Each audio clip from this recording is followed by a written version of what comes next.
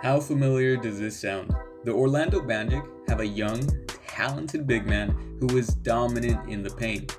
That might bring back memories of young Shaq in his athletic prime or all-time defensive centerpiece Dwight Howard. And just like those two, newcomer Paolo Banchero came their way via the first overall pick in the NBA draft, and so far he's been showing out.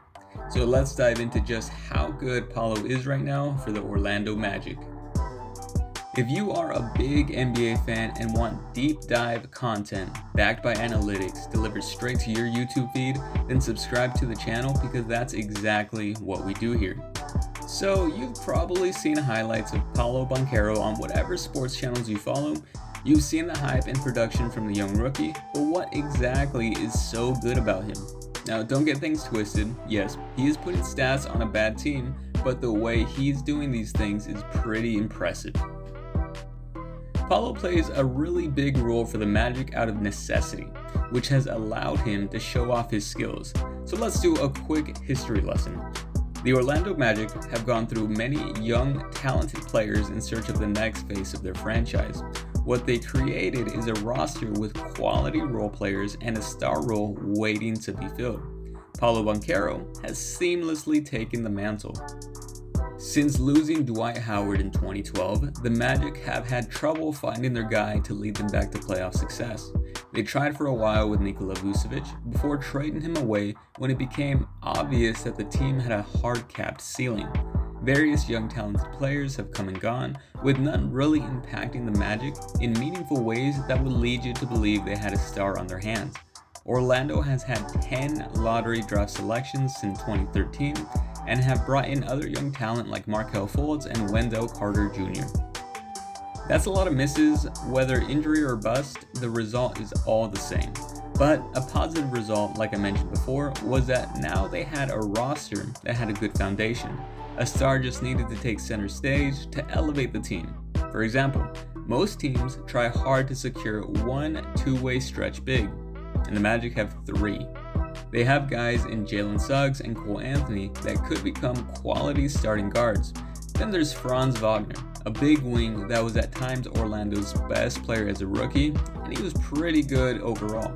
What they didn't have was a true power forward. Paolo Banchero fell right into their laps, and so far this season, the Magic have asked him to play a very huge role for them. Banchero has a usage rate of 30% so far and averages 17.5 shots per game. That's not normally something you see from a rookie, even top picks. You're most likely to see that usage occur in the very best of the best generational level talents. Let's compare him to two recent generational level superstars. In his rookie year, Luka Doncic took over the Mavericks offense and had a usage rate of 30.5% and took 16.5 shots per game. And then there's Zion, who was absurdly dominant in his efficiency and had a usage rate of 30.5% as well, and he took 15 shots in his first year. Paolo is on par with both of them in usage, so the Magic must think very highly of Paolo to trust him with such a large role. And of course, he's returned the favor by excelling, producing high numbers, and helping his team. At this point in the season, he has led Orlando in points with 23.5 per game and has averaged 8.3 rebounds and 3.6 assists. That's pretty damn good. Okay, so what exactly makes him so good that he can produce at that level? Well, the Magic rookie is listed at 6'10", 250 pounds, about the same as what Anthony Davis is listed as. He plays heavy minutes at both forward spots, so he's a pretty big wing. He has used that size and strength to his advantage to impact the game. He can finish tough shots through contact, he rebounds really well, and he makes it hard for his matchup to score. If there's one thing Banchero does really well, is score at the rim. On shots within 5 feet of the basket, Paolo is converting his takes at a 69.4% clip, and he's more than welcome to contact. In fact, half of his shots were tightly contested, meaning a defender was within 0 to 4 feet of him. If you watch him play, you can see him frequently bulldoze through opponents who can just hope he's gonna miss. He also has a nice handle too for a player his size. He can take opponents off the bounce from the perimeter or dribble around them to get a better scoring position. Although he has a lot to improve in this area, Banchero doesn't shy away from jumpers. Half of his shots could be categorized as either catch and shoot or a pull-up. Smaller wings have trouble holding him down, and bigger players might struggle to keep up with him. That's a typical pattern for the very best power forwards in the league. And the other end of the court isn't easy for opponents either. Paolo has done a good job defending individually, holding opponents to 4.2% worse shooting overall and 11% worse within 10 feet. Of course, he's not without his weaknesses, so what does the Magic's prize rookie have to do to get even better?